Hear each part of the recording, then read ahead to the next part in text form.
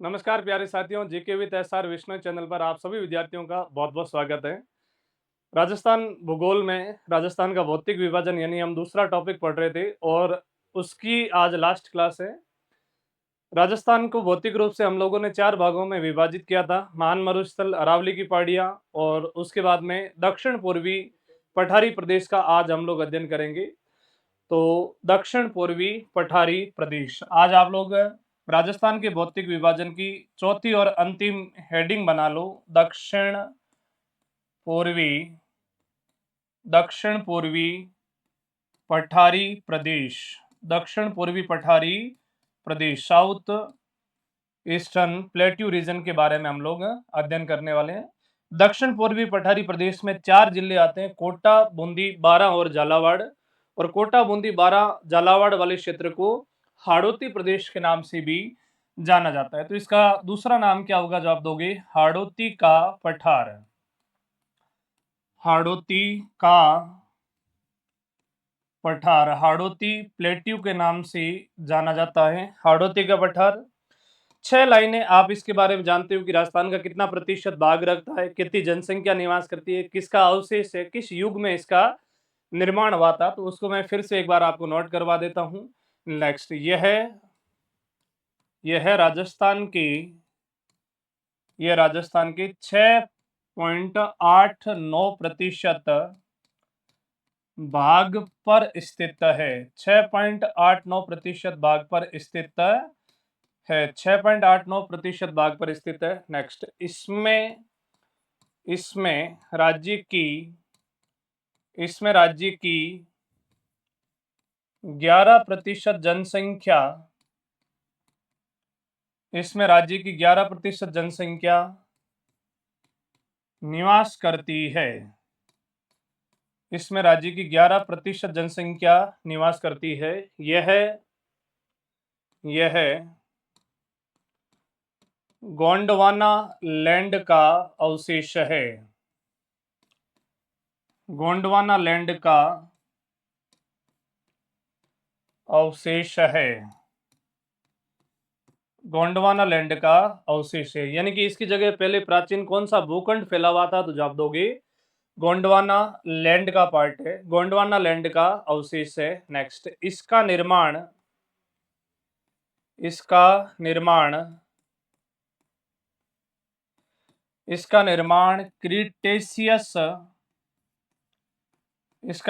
Cretaceous युग में हुआ।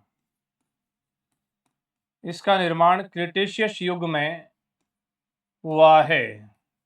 इसका निर्माण किस युग में हुआ था? तो जवाब दोगे क्रीटेशियस युग में हुआ। नेक्स्ट, निर्माण क्रम की दृष्टि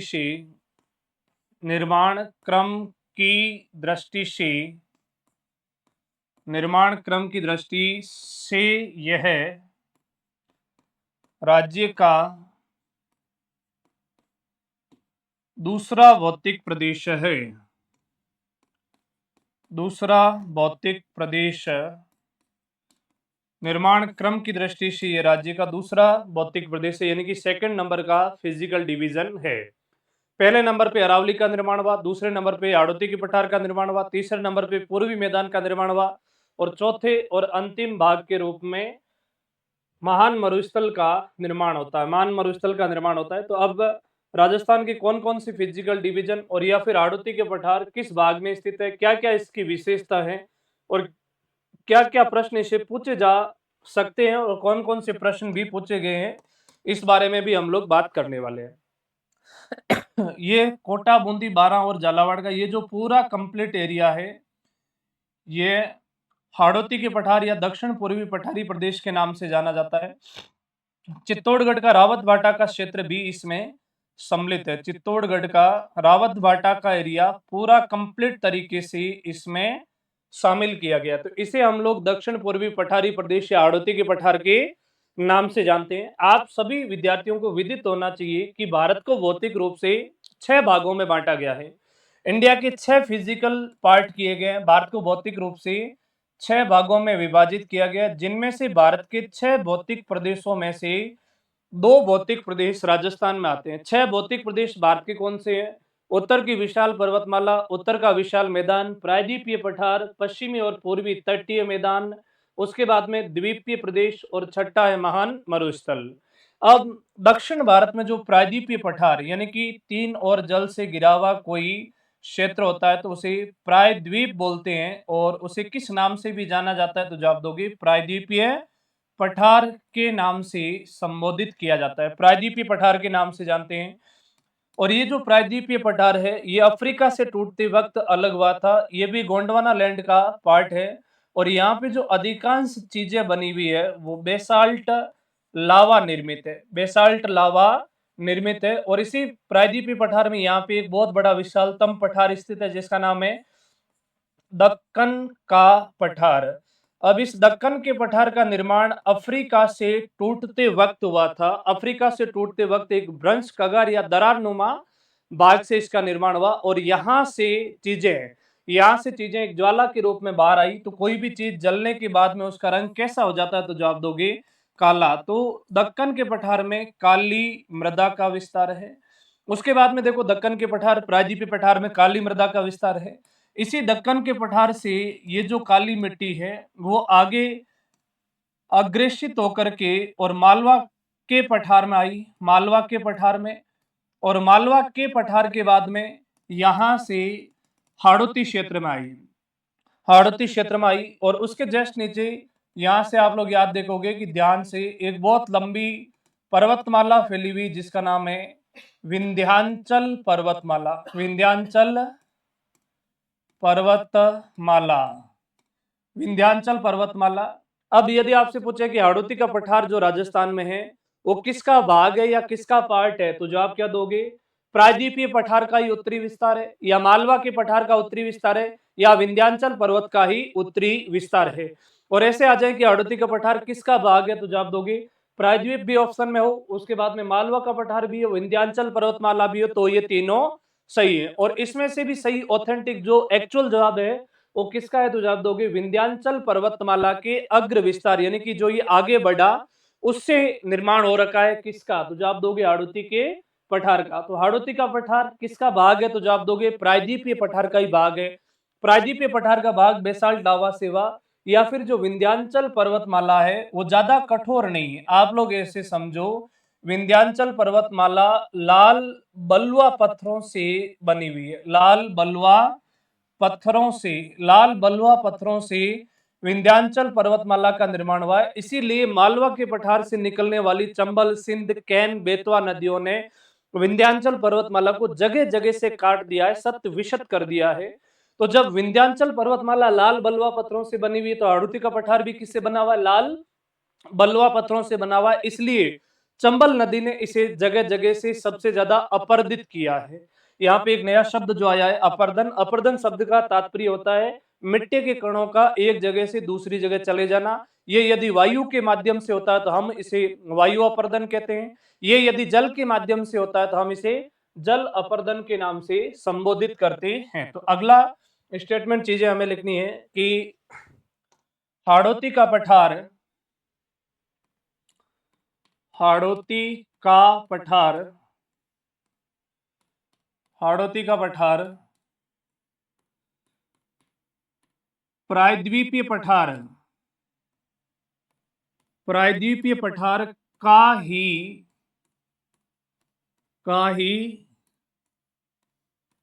उत्तरी विस्तार।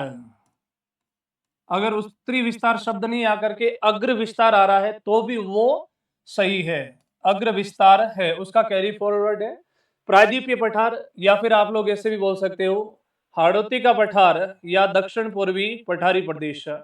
हाड़ौती का पठार, हाड़ौती का पठार, मालवा के पठार, मालवा के पठार या विंध्याचल पर्वतमाला,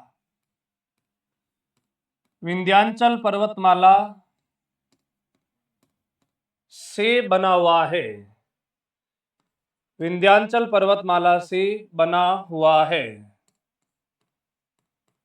नेक्स्ट अगला स्टेटमेंट, विंध्याचल, विंध्याचल का निर्माण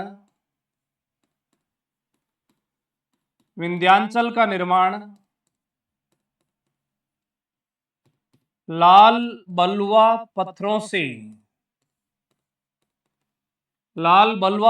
से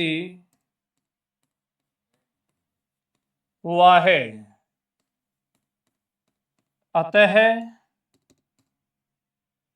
अतः हाड़ौती क्षेत्र का निर्माण भी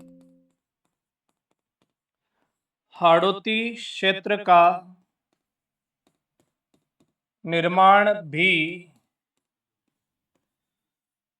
क्षेत्र का निर्माण भी लाल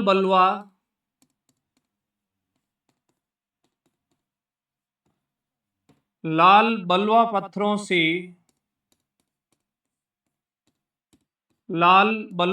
से हुआ है। अब लाल बलुआ पत्थरों का अपरदन बहुत ज्यादा होता है, कोई भी नदियां इनको काट देती है, जैसे चंबल नदी ने इसे जगह जगह से सत विशत किया है। तो नेक्स्ट, लाल बलुआ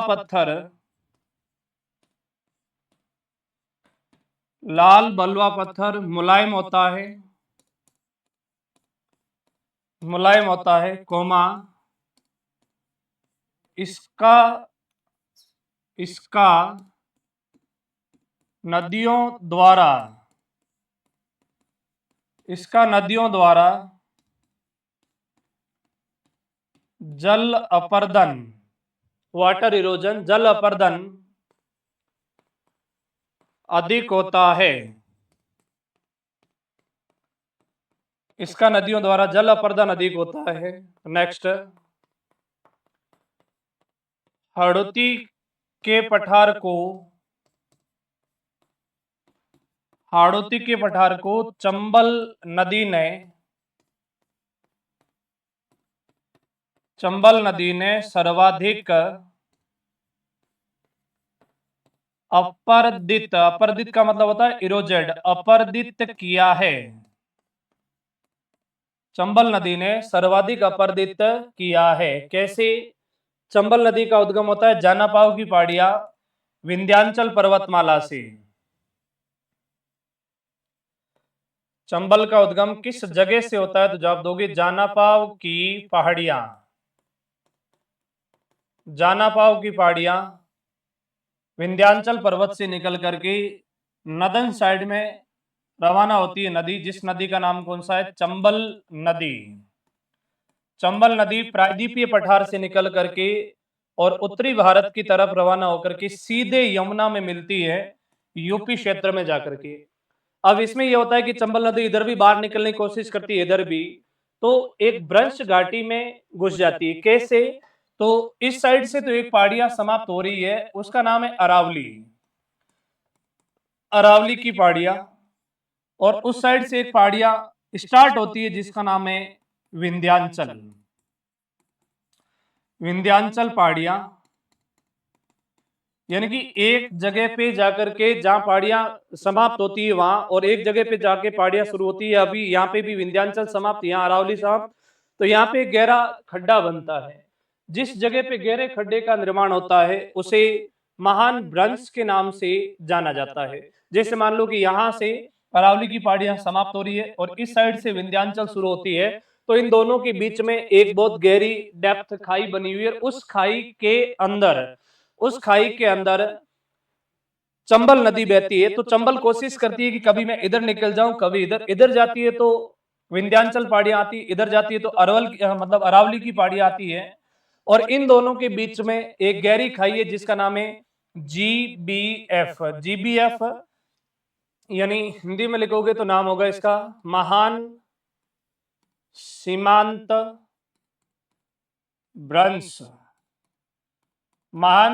भ्रंश, जीबीएफ, ग्रेट बाउंड्री फॉल्ट वाले पार्ट में चंबल नदी बहती है। और इस जीबीएफ की जो रियल स्टार्टिंग होती है वो सत्तूर जगह से होती है। सत्तूर जगह बूंदी की है। बूंदी, कोटा, सवाईमाधोपुर, करौली और धौलपुर के अंदर जीबीएफ स्थित है।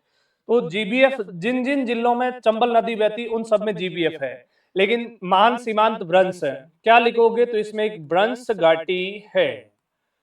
भ्रंश घाटी है। रिफ्ट वैली टाइप की भ्रंश घाटी, जैसे अफ्रीका के पूर्व में विश्व की सबसे लंबी भ्रंश घाटी, जिसके अंदर दुनिया की सबसे लंबी नदी बहती है, नील नदी, उस टाइप की एक भ्रंश घाटी जिसके अंदर चंबल नदी बहती है, भ्रंश घाटी है। नेक्स्ट, इसकी वास्तविक इसकी वास्तविक शुरुआत इसकी वास्तविक शुरुआत सतुर बूंदी से होती है। सतुर बूंदी से होती है। पिछली बार आरएस में ये प्रश्न पूछा गया था, सतुर चोटी किस जिले की है? जवाब दोगे बूंदी डिस्ट्रिक्ट की है। सतुर बूंदी से होती है।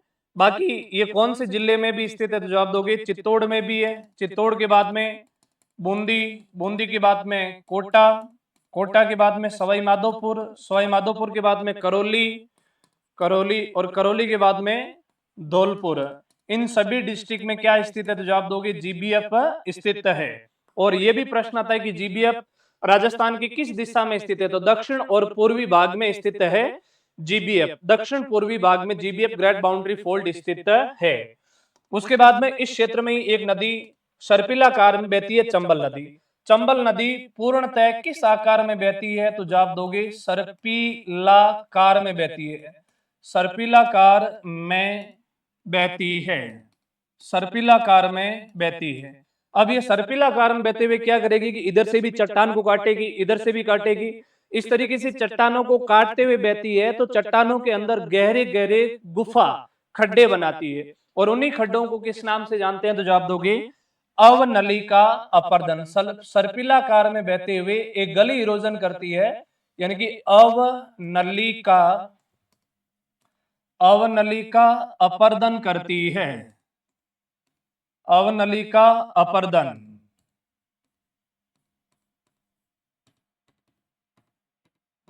गली इरोजन, अवनलिका अपर्दन करती है। और इन्हीं अवनलिका अपर्दन को जैसे उबड़ खाबड़ भूमियां बनाने के लिए प्रसिद्ध है, ऊंच नीच और खड्डे, तो ऊंच नीच और उबड़ खाबड़ भूमियों को शुद्ध भूगोल की भाषा में उत्खात भूमियां कहते हैं। तो अगला लिखोगे चंबल उत्खात भूमियां, चंबल उत्खात भूमियां। उत्खात भूमियां का मतलब है बेडलैंड, बेडलैंड टोपो, बेडलैंड टोपोग्राफी। उत्खात भूमियां बनाने के लिए, उत्खात भूमियां बनाने के लिए कुख्यात है। तो ये कोई कार्य अच्छा नहीं होता है, इसलिए भारत की सबसे ज्यादा बेडलैंड टोपोग्राफी बनाने वाली नदी चंबल है। चंबल अवनली का अपर्दन करती है। अगला, चंबल उत्खात भूमियां बनाने के लिए कुख्यात है। और जो ये गहरे गहरे खड्डे बनाती है उन्हें बीहड़ के नाम से जाना जाता है। चंबल सबसे ज्यादा बीहड़ खड्डे या रेविन बनाती है। चंबल सर्वाधिक बीहड़ खड्डे बनाती है। बीहड़ क्या है? खड्डे हैं। और पहले हमने पढ़ा है बीड़ क्या है? तो शेखावटी क्षेत्र में घास भूमियों को बीड़ के नाम से संबोधित किया जाता है। बीहड़ खड्डे बनाने के लिए कुख्यात है बीहड़। और इस तरीके से सबसे ज्यादा जल अपर्दन किया हाड़ौती का किस नदी ने? चंबल नदी ने। राजस्थान में सबसे ज्यादा जल अपर्दन कहाँ होता है? दक्षिण पूर्वी भाग में। वायु अपर्दन कहाँ पे होता है? पश्चिम भाग में, मरुस्थलीय क्षेत्र में होता है। उसके बाद में सर्वाधिक बीहड़, ये चीज भी यहीं पे आप लोग याद कर दो, सर्वाधिक बीहड़। और सर्वाधिक बीहड़ कौन से जिले में है? तो जवाब दोगे सवाई माधोपुर में है। अब चंबल नदी के जस्ट आसपास की भूमि जहां पे बहुत ज्यादा इसने खड्डे बनाए हैं, बजरी है, उबड़ खाबड़ है, ये भूमि अनउपजाऊ हो चुकी है। हालांकि देखो, चंबल के दूर का भाग जो काली मिट्टी का विस्तार है, दक्षिणी चंबल वाले भाग में, उत्तरी वाले में जलोढ़ मिट्टी का विस्तार है, तो वहां पे कौन सी मिट्टी, ये चंबल का भाग उपजाऊ है। लेकिन चंबल के जस्ट आसपास की जो भूमि है वो अनउपजाऊ हो रही है, उसे हम लोग डांग लैंड कहते हैं। चंबल के आसपास की भूमि जो अनउपजाऊ भूमि, अनउपजाऊ भूमि,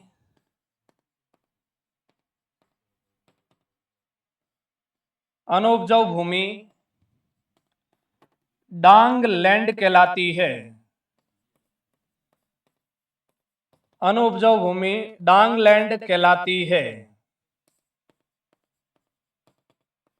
सर्वाधिक डांग धौलपुर, सर्वाधिक डांग लैंड धौलपुर। डांग की रानी,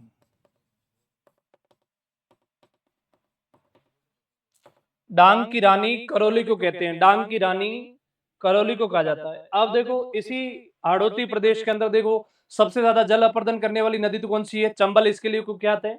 उसके बाद में दक्कन के पठार की काली मिट्टी का विस्तार ही इस क्षेत्र में हो चुका है। तो इस क्षेत्र में कौन सी मिट्टी अधिक पाई जाती है? जवाब दोगे काली मृदा का विस्तार है। तो अगला हाड़ौती क्षेत्र में, हाड़ौती क्षेत्र में काली मृदा, हाड़ौती क्षेत्र में काली मृदा, इसको अंग्रेजी वर्गीकरण के अनुसार वर्टिसोल्स या अंतरराष्ट्रीय स्तर पर इसको चर्नोजम और भारत में इसका अन्य नाम रेगुर मृदा के नाम से भी जाना जाता है। इसे स्वतः जुताई वाली मिट्टी बोलते हैं। हम लोग मिट्टी वाले टॉपिक में इसका विस्तार से अध्ययन करेंगे। काली मृदा, हाड़ौती क्षेत्र में काली मृदा का विस्तार है, काली मृदा का विस्तार है, हाड़ौती क्षेत्र में काली मृदा का विस्तार है। उसके बाद में अगला स्टेटमेंट, काली मृदा का विस्तार है। फिर अब इस हाड़ौती क्षेत्र के अंदर अलग अलग प्रकार की पहाड़ियां पाई जाती है। कौन कौन सी पहाड़ियां किस किस जिले में पाई जाती है उसके बारे में हम लोग अध्ययन कर लेते हैं। ठीक है, काली मिट्टी में नाइट्रोजन की अधिकता होती है और नाइट्रोजन की अधिकता होने के कारण कपास उत्पादन करने के लिए विश्व प्रसिद्ध मानी जाती है और है भी सही। नेक्स्ट हेडिंग बना लो, हाड़ौती पठार की पहाड़ियां, हाड़ौती पठार की पहाड़ियां, हाड़ौती पठार की पहाड़ियां, कौन कौन सी पहाड़ियां हाड़ौती के पठार में स्थित है? तो एक अर्ध चंद्राकार आकार की पहाड़ियां, अर्ध चंद्राकार आकार की, अर्ध चंद्राकार आकार की, अर्ध चंद्राकार आकार की मुकुंदरा की पहाड़ियां, अर्ध चंद्राकार आकार की मुकुंदरा की पहाड़ियां, अर्ध चंद्राकार आकार की, ध्यान रखना अर्ध चंद्राकार आकृति के टीले बरखान है, अर्ध चंद्राकार आकृति की झील पुष्कर झील है और अर्ध चंद्राकार आकृति के पहाड़ियां मुकुंदरा की पहाड़ियां। मुकुंदरा की पहाड़ियां कौन कौन से डिस्ट्रिक्ट में स्थित है? तो जवाब दोगे कोटा, झालावाड़, कोटा झालावाड़ प्लस रावत भाटा क्षेत्र। और रावत भाटा क्षेत्र कहां का है? तो जवाब दोगे चित्तौड़गढ़। यानी कि थोड़ा सा इसका माइनर भाग मुकुंदरा की पहाड़ियां का चित्तौड़गढ़ में, 3 जिलों में विस्तार है, कोटा, झालावाड़ और चित्तौड़गढ़। इसलिए हम लोग इसके बारे में क्या चीज भी लिखने वाले हैं तो आपका ये उत्तर होना चाहिए कि कोटा झालावाड़। तो अगला इसका जवाब भाई मुकुंदरा की पहाड़ियां किन किन जिलों में विस्तारित है? तो कोटा, झालावाड़ और चित्तौड़गढ़ में विस्तारित है। इन्हीं के ऊपर राजस्थान का तीसरा राष्ट्रीय उद्यान बसा हुआ है जिसका नाम कौन सा? जवाब दोगे मुकुंदरा हिल्स नेशनल पार्क बसा हुआ है। उसके बाद में इन्हीं के अंदर एक गैप हम लोग पढ़ेंगे जिसका नाम है घाटोला गैप, हाड़ौती के पठार में आता है। नेक्स्ट दूसरा, कुंडलाकार की पहाड़ियां, कानों के कुंडल के सम्मान के आकार की पहाड़ियां कहां पे स्थित है? तो जवाब क्या दोगे? यह स्थित है कोटा में। कुंडलाकार की पहाड़ियां, कुंडलाकार की पहाड़ियां, कुंडलाकार की पहाड़ियां कोटा, कानों के कुंडल के समान की पहाड़ियां कोटा में है। उसके बाद में घोड़े की नाल के समान, हॉर्स शू टाइप रामगढ़ की पहाड़ियां। अगला लिखोगे घोड़े के नाल के समान, घोड़े की नाल के समान, घोड़े की नाल के समान रामगढ़ की पहाड़ियां, घोड़े की नाल के समान रामगढ़ की पहाड़ियां 12 में, horse shoe type, horse shoe type घोड़े के नाल के समान। और इन्हीं के मध्य राजस्थान की एकमात्र उल्का पिंड के गिरने से बनी हुई क्रेटर झील का उदाहरण है जिसका नाम है रामगढ़ झील। रामगढ़ झील कौन सी पहाड़ियों पर बसी हुई, तो जवाब दोगे रामगढ़ की पहाड़ियों पर बसी हुई है, रामगढ़ की पहाड़ियों पर बसी हुई है। नेक्स्ट, अब इन्हीं अर्धचंद्राकार आकृति की मुकुंदरा की पहाड़ियों में इस पूरे हाड़ौती क्षेत्र की सबसे ऊंची चोटी स्थित है चंदवाड़ी, और इसकी दूसरी ऊंची चोटी है सतूर। नेक्स्ट, हाड़ौती प्रदेश की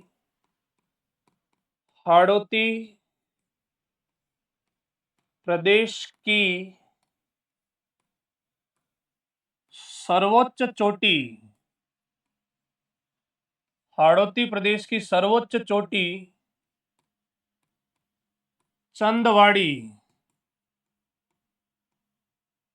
चंदवाड़ी ब्रैकेट में झालावाड़, चंदवाड़ी है, कोमा लगा के, ऊंचाई 517 मीटर, ऊंचाई 517 मीटर। नेक्स्ट लिखो, हाड़ौती प्रदेश की दूसरी ऊंची चोटी, हाड़ौती प्रदेश की दूसरी ऊंची चोटी सतूर ब्रैकेट में लिखो बूंदी है, ऊंचाई 353 metre, 353 metre, Satur Bundi 353 metre. Next, Ghatoli दर्रा या घाटोला दर्रा एवं मुकुंदरा दर्रा हाड़ौती पठार में है, हाड़ौती पठार में है, ब्रैकेट में लिख दो झालावाड़ में,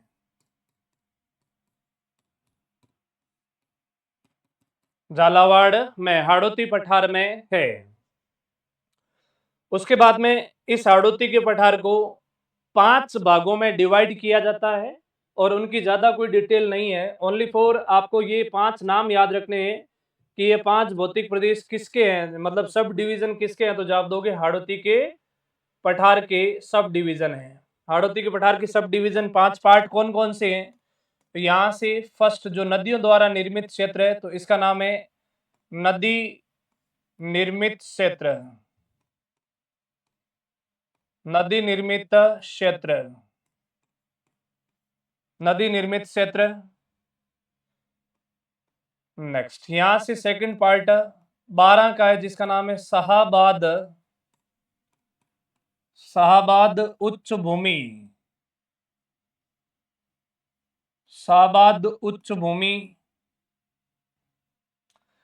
तीसरा है डग गंगधार का, डग गंगधार, डग गंगधार का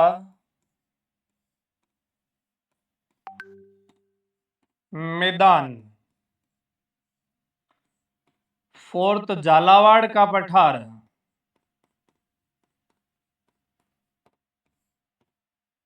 झालावाड़ का पठार।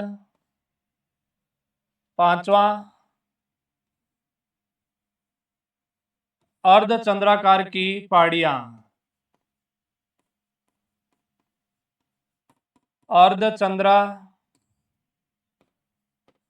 की पहाड़ियां, अर्धचंद्राकार की पहाड़ियां, ये 5 भागों में इसे विभाजित किया जाता है। तो आप सभी विद्यार्थी देखो, पहला चैप्टर हमने पढ़ा राजस्थान भूगोल का जिसका नाम था राजस्थान का सामान्य परिचय, राजस्थान का सामान्य परिचय। दूसरा चैप्टर हमने पढ़ा जो राजस्थान की ज्योग्राफी की रीढ़ की हड्डी कहलाने वाला टॉपिक है, राजस्थान का भौतिक विभाजन, फिजिकल डिवीजन ऑफ राजस्थान। तीसरा टॉपिक हम लोग अगली क्लास में शुरू करेंगे, भारत एवं राजस्थान की जलवायु। तभी तक आप सभी विद्यार्थियों का बहुत बहुत धन्यवाद और GK with SR Vishnu channel में ज्यादा से ज्यादा विद्यार्थियों को जोड़ने का प्रयास करें। और इसी नाम से टेलीग्राम चैनल है जीके विद एसआर विष्णु के नाम से, तो आप उस टेलीग्राम चैनल को भी ज्वाइन करें, जिसके अंदर हम लोग विभिन्न प्रकार के क्विज और जानकारी और जो सरकार की योजनाएं होती है आदि इससे संबंधित नोटिफिकेशन आते रहते हैं। तो बहुत बहुत धन्यवाद आप सबका।